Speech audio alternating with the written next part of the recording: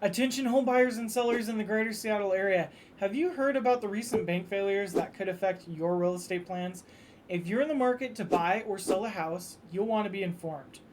I know a lot of you have been asking about what has happened with Silicon Valley Bank, and I have a mortgage professional here to help you explain the situation. Let's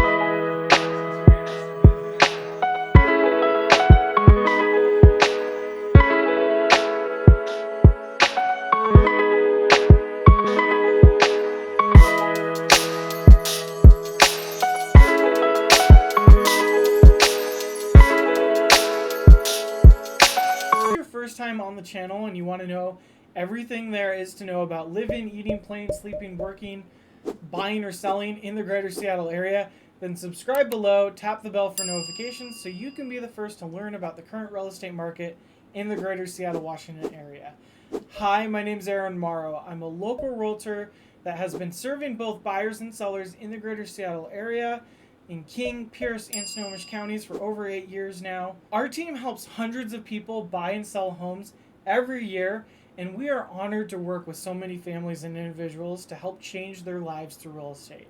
We get calls, texts, and emails every day from people just like you looking to buy or sell homes in the greater Seattle area, and we absolutely love it. So whether you're looking to buy or sell or move in 9 days or 90 days, give us a call, shoot us a text, send us an email, or schedule a Zoom meeting.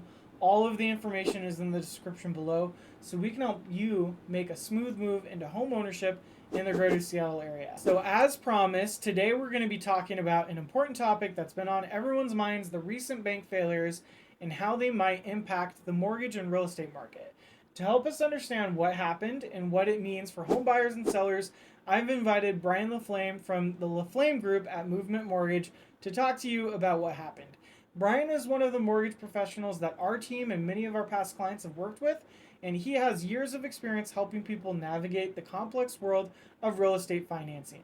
He's here to give us a brief summary of what happened over the weekend and how it affects the mortgage and real estate market. So sit back, relax, and let's turn it over to Brian.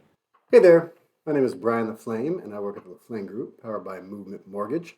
And I wanted to go over a little bit of what happened this past weekend and how it affects the mortgage and real estate market. So first, we're going to start off by saying that the second and third largest bank failures in U.S. history happened this weekend, excuse me. The big name and the leader was Silicon Valley Bank. So we're going to talk about who that is, why it matters, and what happened. So Silicon Valley Bank was the 16th largest bank in the U.S., and as its name would infer with Silicon Valley, it is a huge player in the startup and venture capital game. Fully 50% of Silicon Valley startups utilize Silicon Valley Bank. So what happened to them? Well, during the funding boom of 2021, Silicon Valley Bank amassed a large amount of deposits, peaking out at about $198 billion. Now, the way banks work is they take on your deposits. They have to hold a certain amount of those so that they can redeem your deposits when you come to take money out of the bank, but not all of them. The rest, they either lend out or invest. So they pay you a certain percentage on your savings and maybe your checking account, depending on the bank. And then they invest the rest of that money or lend that money out at higher interest rates or higher returns. That's how banks make money. So what happened was they took in way more money than they could lend out. So instead, they invested heavily in 10-year mortgage-backed securities, among other things, and they invested in these bonds when interest rates were at record lows. In 2022, Silicon Valley Bank's balance sheet showed about $91.3 billion of these securities.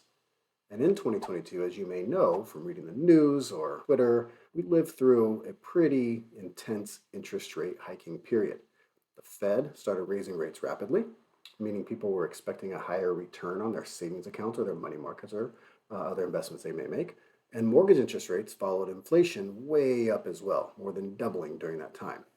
So Silicon Valley Bank had purchased these low-yield securities, and they were stuck with them. But because in the Dodd-Frank Act, the requirement for banks to do what's called mark-to-market accounting, meaning they have to value their assets at what they're worth today. Well, they didn't have to do that after Dodd-Frank because that would have pushed a lot of banks under and done a lot of runs on the bank. So the bank was allowed to hold these assets and value them as if they were still as valuable as the day they bought them. but they weren't as valuable as the day they bought them because they had low interest yielding securities, and you could buy in the open market today higher interest yielding securities. So to put that in perspective, if you were to buy a treasury note for $100 and it was a 2% yield, in 10 years, you would make $122 or so on that with some compounding and some rounding. If you had just a 5% yield over 10 years, you'd make about $163 or $164. So if I, Silicon Valley Bank, have a 2% yield that I want to sell you, but on the open market for the same $100, you can buy a 5% yield, you're probably going to take this, unless I discount the price of this about 25% to make up that difference. About a $4 difference, $122 return. I need to discount it about $40 to get up to that 160 summer number. Just a basic problem to show what it looked like when what happened to Silicon Valley Bank happened to Silicon Valley Bank. So as the Fed raised their federal funds rate, venture capital dried up a bit because money was more expensive. That was the stated goal of the Federal Reserve. They wanted to make money more expensive. They wanted to take money out of the economy so they could bring inflation down. Their biggest tool to do that is by raising the federal funds rate.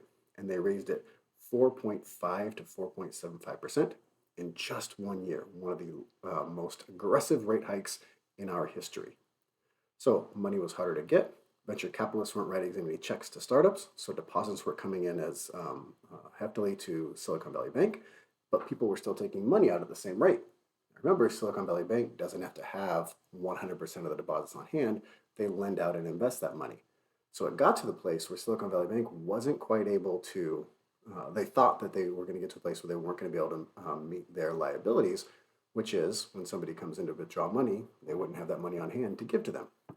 So they announced that they were going to sell some assets. And the assets that were ready to sell were these low yield mortgage-backed securities for the most part. So they announced that on Wednesday. On Thursday, they announced that they had on Wednesday, they announced that they had a $1.8 billion loss on those sales. And to make up for that, they're going to do a stock sell. So they're going to create some shares and sell shares in the company.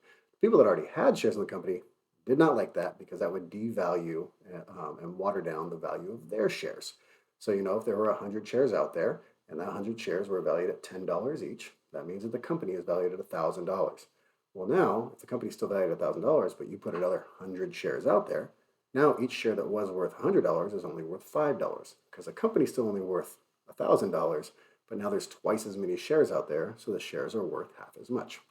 So those two things happened, and then like happens with runs on the bank, rumors started floating that they weren't going to be able to make their deposit withdrawals. They don't have enough money on hand, and everybody ran to be first out the door because they didn't want to be stuck. So on Friday, the FDIC came in and California state regulators and shut the bank down, put it in receivership, and froze all deposits. Now, over the weekend, the government, including the Treasury and the FDIC, partnered with the Federal Reserve, and they guaranteed all deposits for Silicon Valley Bank depositors, as well as this other bank in New York that collapsed on Sunday.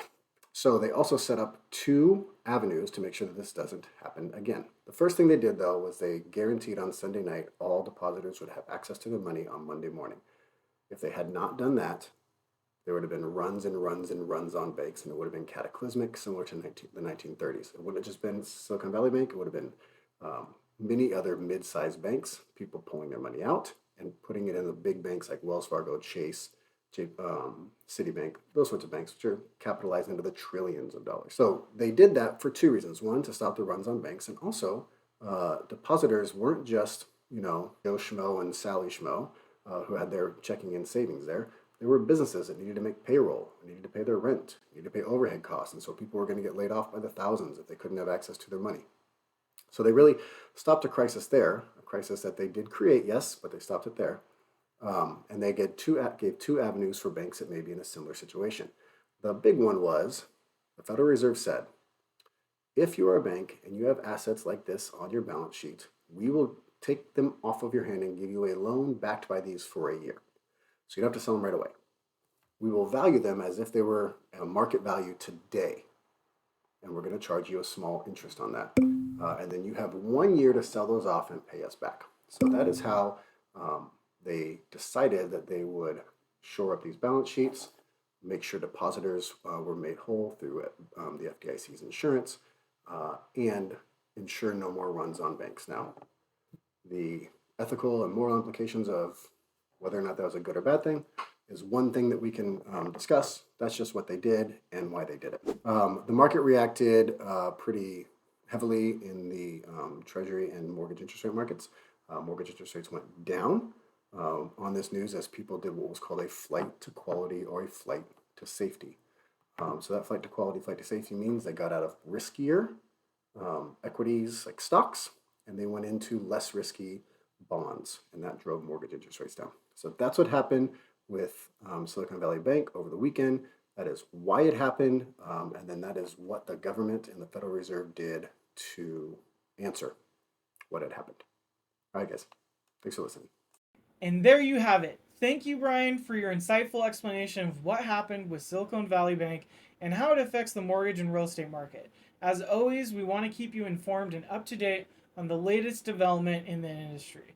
If you have any questions or concerns about how this might affect your home buying or selling journey, don't hesitate to reach out to us.